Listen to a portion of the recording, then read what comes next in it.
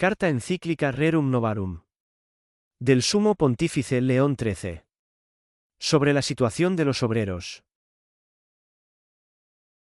1. Despertado el prurito revolucionario que desde hace ya tiempo agita a los pueblos, era de esperar que el afán de cambiarlo todo llegara un día a derramarse desde el campo de la política al terreno, con el colindante, de la economía. En efecto, los adelantos de la industria y de las artes, que caminan por nuevos derroteros, el cambio operado en las relaciones mutuas entre patronos y obreros, la acumulación de las riquezas en manos de unos pocos y la pobreza de la inmensa mayoría, la mayor confianza de los obreros en sí mismos y la más estrecha cohesión entre ellos, juntamente con la relajación de la moral, han determinado el planteamiento de la contienda. Cual y cuán grande sea la importancia de las cosas que van en ello, se ve por la punzante ansiedad en que viven todos los espíritus, esto mismo pone en actividad los ingenios de los doctos, informa las reuniones de los sabios, las asambleas del pueblo, el juicio de los legisladores, las decisiones de los gobernantes, hasta el punto que parece no haber otro tema que pueda ocupar más hondamente los anhelos de los hombres. Así, pues, debiéndonos velar por la causa de la Iglesia y por la salvación común, creemos oportuno, venerables hermanos, y por las mismas razones, hacer, respecto de la situación de los obreros, lo que hemos acostumbrado, dirigiéndoos cartas sobre el poder político, sobre la libertad humana, sobre la cristiana constitución de los estados y otras parecidas, que estimamos oportunas para refutar los sofismas de algunas opiniones. Este tema ha sido tratado por nos incidentalmente ya más de una vez, mas la conciencia de nuestro oficio apostólico nos incita a tratar de intento en esta encíclica la cuestión por entero, a fin de que resplandezcan los principios con que poder dirimir la contienda conforme lo piden la verdad y la justicia. El asunto es difícil de tratar y no exento de peligros. Es difícil realmente determinar los derechos y deberes dentro de los cuales hayan de mantenerse los ricos y los proletarios, los que aportan el capital y los que ponen el trabajo. Es discusión peligrosa, porque de ella se sirven con frecuencia hombres turbulentos y astutos para torcer el juicio de la verdad y para incitar sediciosamente a las turbas. Sea de ello, sin embargo, lo que quiera, vemos claramente, cosa en que todos convienen, que es urgente proveer de la manera oportuna al bien de las gentes de condición humilde, pues es mayoría la que se debate indecorosamente en una situación miserable y calamitosa, ya que, disueltos en el pasado siglo los antiguos gremios de artesanos, sin ningún apoyo que viniera a llenar su vacío, desentendiéndose las instituciones públicas y las leyes de la religión de nuestros antepasados, el tiempo fue insensiblemente entregando a los obreros, aislados e indefensos, a la inhumanidad de los empresarios y a la desenfrenada codicia de los competidores. Hizo aumentar el mal la voraz usura, que, reiteradamente condenada por la autoridad de la Iglesia, es practicada, no obstante, por hombres codiciosos y avaros bajo una apariencia distinta. Añádase a esto que no solo la contratación del trabajo, sino también las relaciones comerciales de toda índole, se hallan sometidas al poder de unos pocos, hasta el punto de que un número sumamente reducido de opulentos y adinerados ha impuesto poco menos que el yugo de la esclavitud a una muchedumbre infinita de proletarios. 2. Para solucionar este mal, los socialistas, atizando el odio de los indigentes contra los ricos, tratan de acabar con la propiedad privada de los bienes, estimando mejor que, en su lugar, todos los bienes sean comunes y administrados por las personas que rigen el municipio o gobiernan la nación. Creen que con este traslado de los bienes de los particulares a la comunidad, distribuyendo por igual las riquezas y el bienestar entre todos los ciudadanos, se podría curar el mal presente. Pero esta medida es tan inadecuada para resolver la contienda, que incluso llega a perjudicar a las propias clases obreras, y es, además, sumamente injusta, pues ejerce violencia contra los legítimos poseedores, altera la misión de la República y agita fundamentalmente a las naciones. 3. Sin duda alguna, como es fácil de ver, la razón misma del trabajo que aportan los que se ocupan en algún oficio lucrativo y el fin primordial que busca el obrero es procurarse algo para sí y poseer con propio derecho una cosa como suya. Si, por consiguiente, presta sus fuerzas o su habilidad a otro, lo hará por esta razón, para conseguir lo necesario para la comida y el vestido, y por ello, merced al trabajo aportado, adquiere un verdadero y perfecto derecho no solo a exigir el salario, sino también para emplearlo a su gusto.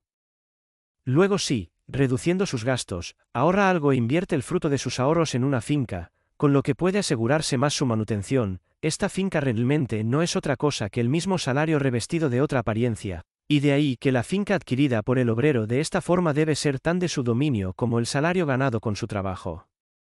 Ahora bien, es en esto precisamente en lo que consiste, como fácilmente se colige, la propiedad de las cosas, tanto muebles como inmuebles. Luego los socialistas empeoran la situación de los obreros todos, en cuanto tratan de transferir los bienes de los particulares a la comunidad, puesto que, privándolos de la libertad de colocar sus beneficios, con ello mismo los despojan de la esperanza y de la facultad de aumentar los bienes familiares y de procurarse utilidades. 4. Pero, lo que todavía es más grave, proponen un remedio en pugna abierta contra la justicia, en cuanto que el poseer algo en privado como propio es un derecho dado al hombre por la naturaleza. En efecto, también en esto es grande la diferencia entre el hombre y el género animal. Las bestias, indudablemente, no se gobiernan a sí mismas, sino que lo son por un doble instinto natural, que ya mantiene en ellas despierta la facultad de obrar y desarrolla sus fuerzas oportunamente, ya provoca y determina, a su vez, cada uno de sus movimientos. Uno de esos instintos las impulsa a la conservación de sí mismas y a la defensa de su propia vida, el otro, a la conservación de la especie.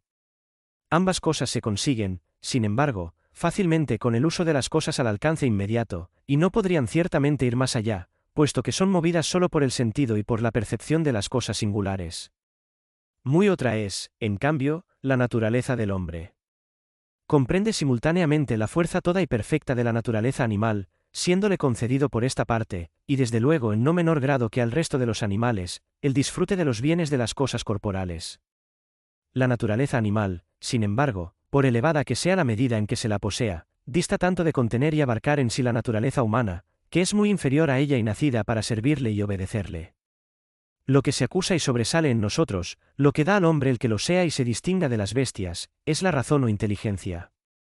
Y por esta causa de que es el único animal dotado de razón, es de necesidad conceder al hombre no solo el uso de los bienes, cosa común a todos los animales, sino también el poseerlos con derecho estable y permanente, y tanto los bienes que se consumen con el uso cuanto los que, pese al uso que se hace de ellos, perduran.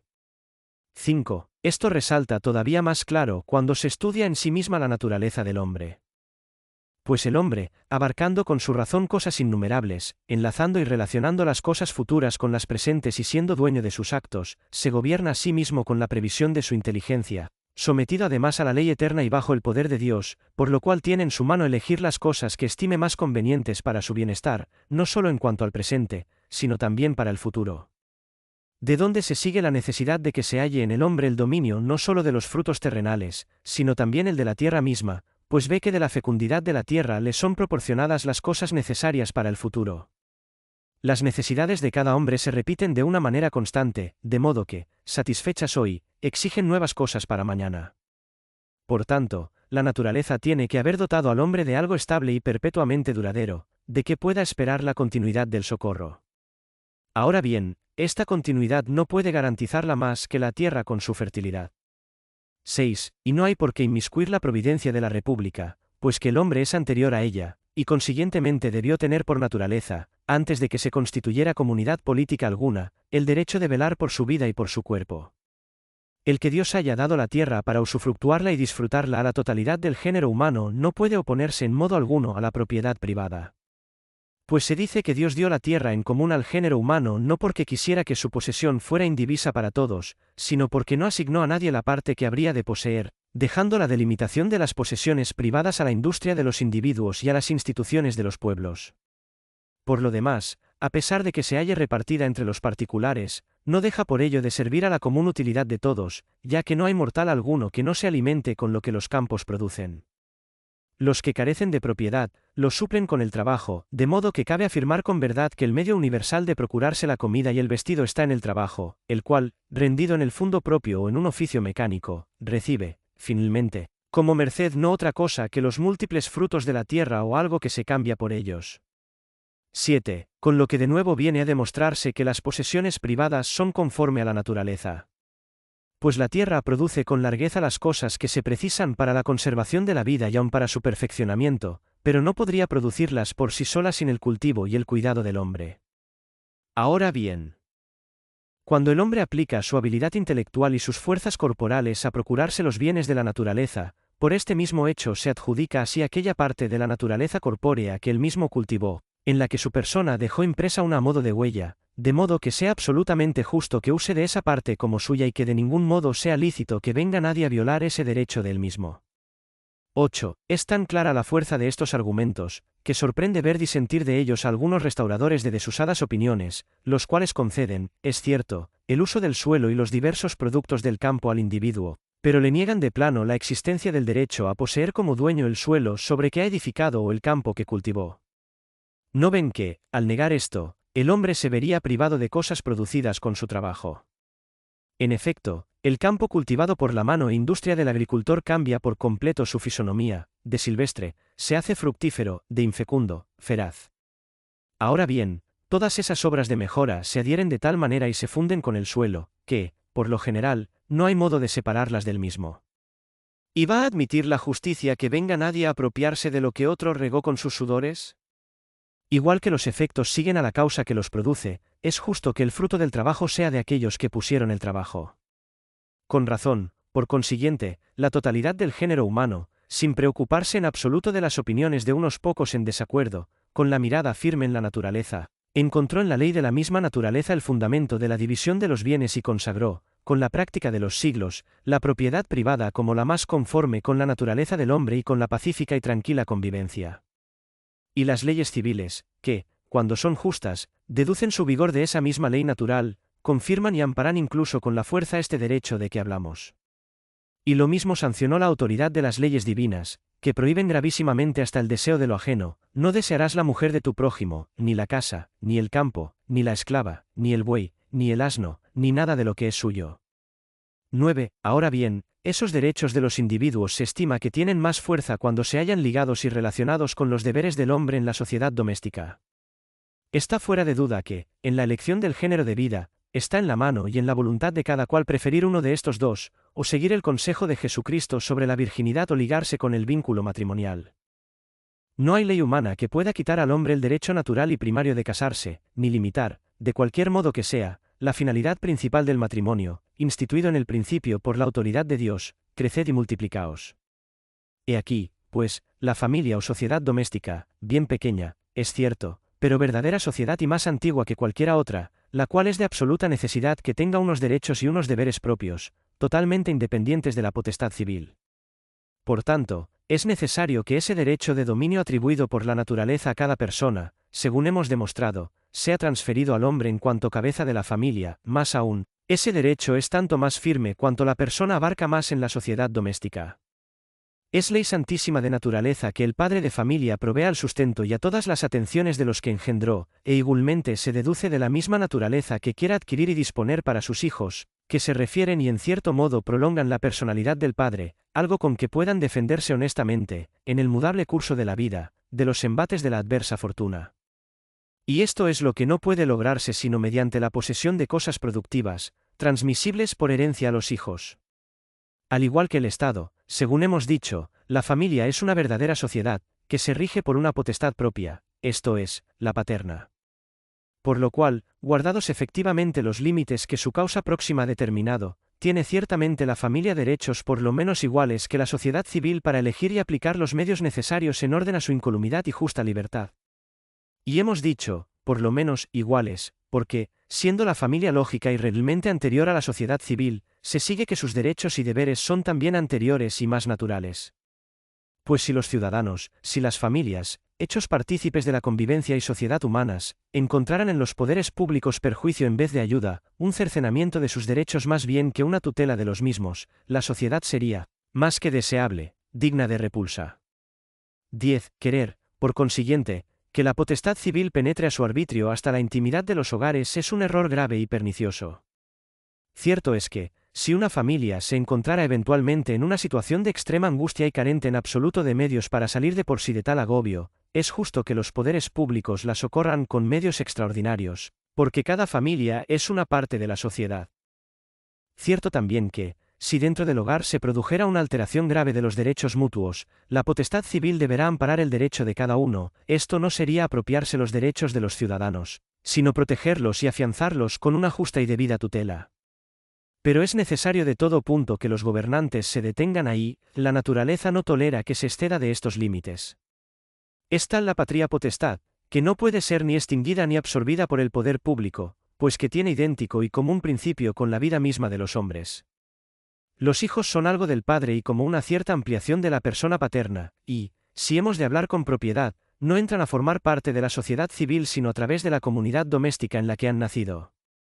Y por esta misma razón, porque los hijos son, naturalmente, algo del padre, antes de que tengan el uso del libre albedrío se hallan bajo la protección de dos padres.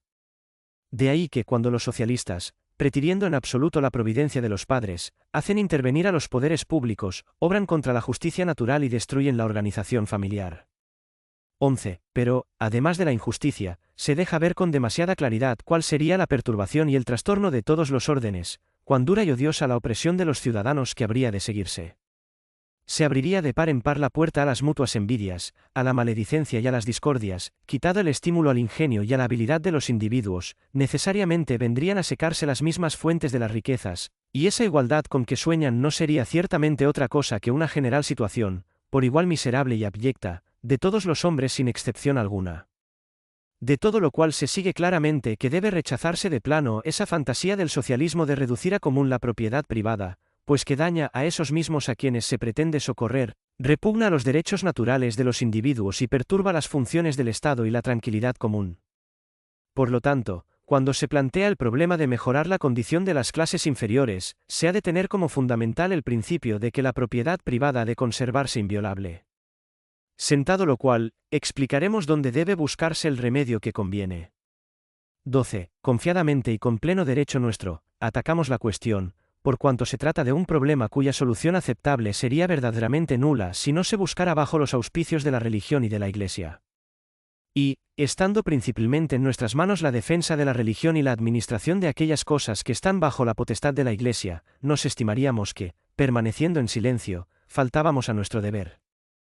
Sin duda que esta grave cuestión pide también la contribución y el esfuerzo de los demás, queremos decir de los gobernantes, de los señores y ricos, y, finalmente, de los mismos por quienes se lucha, de los proletarios, pero afirmamos, sin temor a equivocarnos, que serán inútiles y vanos los intentos de los hombres si se da de lado a la Iglesia. En efecto, es la Iglesia la que saca del Evangelio las enseñanzas en virtud de las cuales se puede resolver por completo el conflicto, o, limando sus asperezas, hacerlo más soportable. Ella es la que trata no solo de instruir la inteligencia, sino también de encauzar la vida y las costumbres de cada uno con sus preceptos, ella la que mejora la situación de los proletarios con muchas utilísimas instituciones, ella la que quiere y desea ardientemente que los pensamientos y las fuerzas de todos los órdenes sociales se alíen con la finalidad de mirar por el bien de la causa obrera de la mejor manera posible, y estima que a tal fin deben orientarse, si bien con justicia y moderación, las mismas leyes y la autoridad del Estado.